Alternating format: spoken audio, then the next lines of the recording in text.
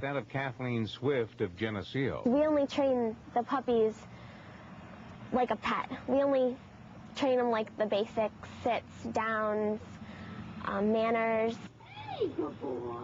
What a good boy. The puppies are born at Guiding Eyes for the Blind in New Jersey, where eventually they'll complete their training. But the initial love and care comes from people like Kathleen and her family, who sometimes get more than they give. I get a lot out of it, because we get a puppy about every year and a half, and then we get to see the graduates when they graduate. And so tonight our bright spot shines on those who provide early love and bonding for guide dogs, a love that will someday become the eyes of a new friend.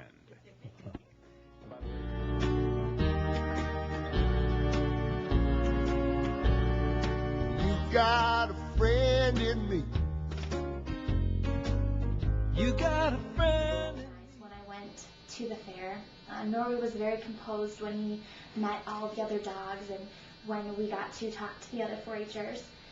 It was in the ring. We were both a little nervous, like razor, like dog, I guess.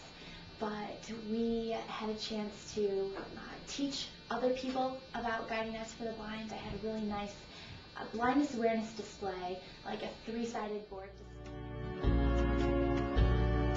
You got a friend in me. You got a friend in me. When the road looks rough ahead and you're miles and miles from your nice warm bed. RA starting my sophomore year and had a program for my residents, a little modified version in honor of diversity that my mom does for her second graders. Taught a little bit about disability awareness, brought in different kinds of goggles that my mom and I had made, one with wax paper over them to show a certain kind of blindness, one that had no peripheral vision, one that you could only see little pinpricks in the middle of. My residents got to do trust walks around the room to see what it was like to try out different kinds of blindness, to show that not everyone is completely blind. We learned about Braille. I took egg cartons and cut them in half, so there were 6 spaces, and used golf balls to fill up so people could write their name in Braille. We took graham crackers and put frosting on them and used little chocolate chips to also write their name in Braille. We learned a little bit from the movie From Audrey to Merlin, a classic video that my mom has always had around. Showed them a couple different books that I had. Had a great experience. A lot of people asked questions. That program has been brought up a couple more times in my college career with my residents. I had it again last semester. I have juniors now as my residents, and we put together a presentation to get residential life here at Quinnipiac to allow students to raise guide dogs on campus. When the road looks rough ahead and you're miles and miles from your nice warm bed, you just remember what your old past said, or you.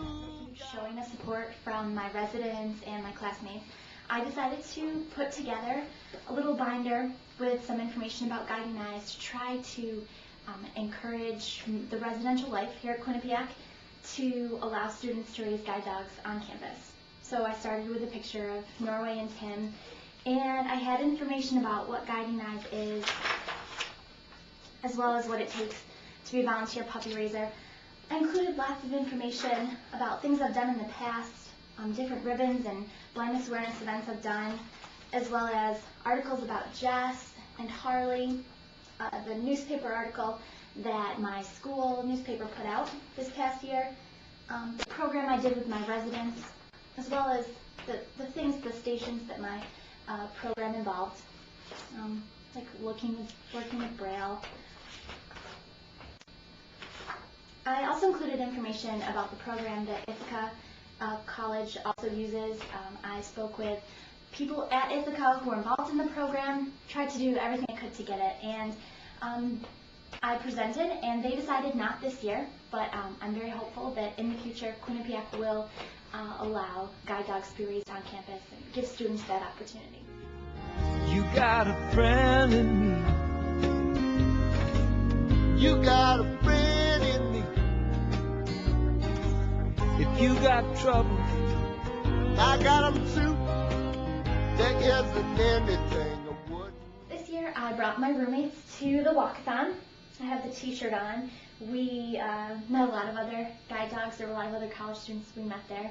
My mom met us there, and she brought Dixie, who's our current puppy at the time, who's now in training, actually, but my roommates got to meet Dixie, and obviously fell in love with her. She's a great dog. We got to meet a lot of the little puppies and watched Agility. I think it only helped bring back the idea of guide dogs, make it full circle. My roommates have been there through the whole time learning about the diversity awareness, and I think it really made an impression on them. What I embody and what I bring to my residents and to my roommates, I think they really finally understood why I do it.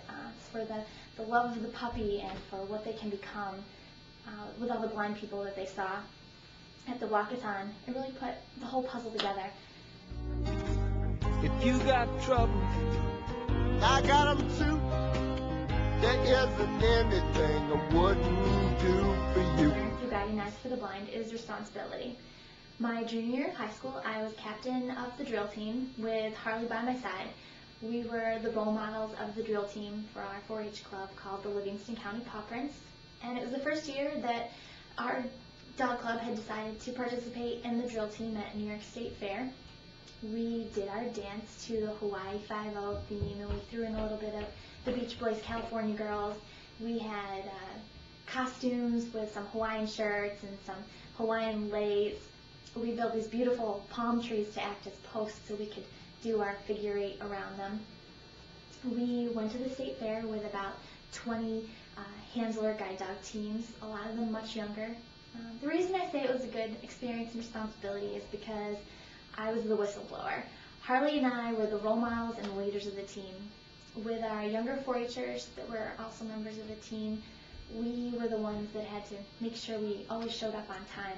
We had to perform our tasks. We had to practice. That was the biggest thing. We had to be well behaved during the practice. We had to have an upbeat attitude. And I would definitely put that all, most of it, on Harley. Whenever I was slightly frustrated with my team not performing or because we couldn't remember the dance, Harley was always there to try again. He was the one that really helped us push through. Yeah, you got a friend in me.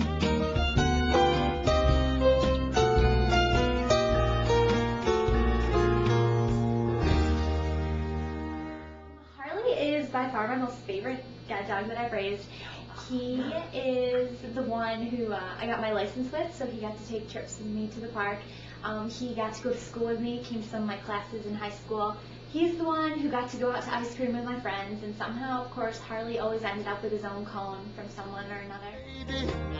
but none of them will ever love you the way I do. It's me and you, boy. Another one of the lessons I've learned from Guiding Eyes for the Blind and working with dogs is perseverance. This is a stuffed animal guide dog that one of the blind people that has one of my dogs, Harley, gave to me at graduation. His name is Jess. He got Harley when he was 16 years old and I was 17, so it worked out really well. Actually, we had a lot in common. We're both applying for colleges and getting excited about what lay ahead. Jess worked with Harley for about 2 years, went to college, his dream, and he started having seizures. He had to drop out of school, but that didn't stop him. He and Harley got trained so Harley could detect his seizures. When I read the story, every time I cry. I think it is so amazing knowing that Harley started as that little tiny puppy, and now he's a double guide dog and seizure dog. We hear from him once in a while, not as often as I'd like, but last time I knew Jess is back in school. Harley's still with him, working, and that whole perseverance factor. They keep going no matter what. Nothing stops them. We stick together, we can see it through, 'cause you